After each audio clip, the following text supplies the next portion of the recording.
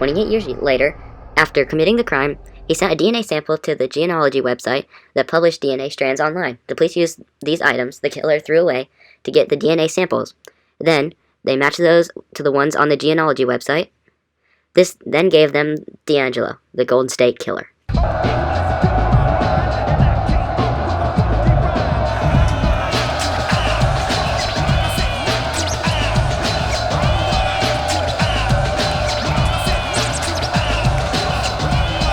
How does a prisoner get exonerated? Well, when police collect DNA from a crime scene, they can compare it to a suspect's DNA.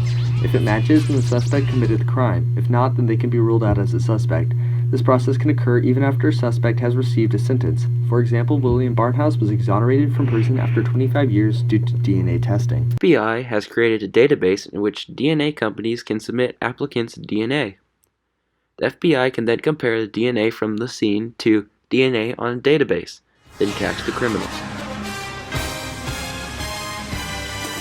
Hello ladies and gentlemen, welcome to the Jeremy Kyle Show. Today we're going to be seeing who is the father.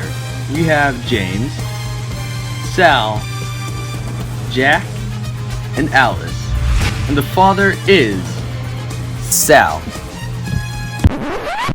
Let's stop right here. How did Jeremy Kyle even get the results? Well, it comes from a process called gel electrophoresis. The scientists that work for Jeremy gathered the two men's DNA samples as well as the child's. They then add GTAs into the DNA sample and add a negative electrical charge to the gel that the DNA samples are sitting in.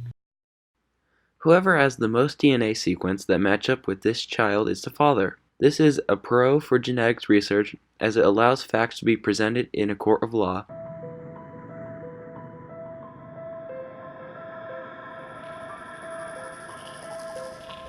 For the last time, gentlemen, I'm not creating nor researching a medicine that could cure a disease on a patented strand of DNA. I don't want to pay the money. Even the government has access to DNA strands now. Many pharmaceutical companies do not want to create medicine that may heal part of a mutated DNA sequence that is patented. This is a con because it leads to many individuals not being healed of possibly curable diseases. The government also has access to DNA sequences that are either published online or sold. This is a con because one doesn't know what the government's doing with their From DNA. a case with D'Angelo in which his DNA sequence was published online where the police were able to access it. Geneticists use a process known as PCR to examine strands of DNA in order to make a medicine for them. This process creates billions of exact copies to study.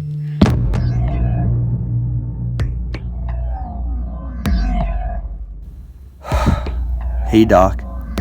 Good morning. I've not been feeling so well lately. Well, let's see if you have a gene mutation. You never know. That's not good. Let's see the results. Oh no, I'm predisposed to cystic fibrosis. Well, there's an act known as the Genetic Information Non-Discrimination Act set in place to stop prejudice against people with predisposed genetic conditions. It could be repealed at any time. If this were the case, then many wouldn't have their genetic mutations covered for by insurance. This already is the case for US military vet. Not having a disease covered is a con because it can cost thousands to maintain one's health.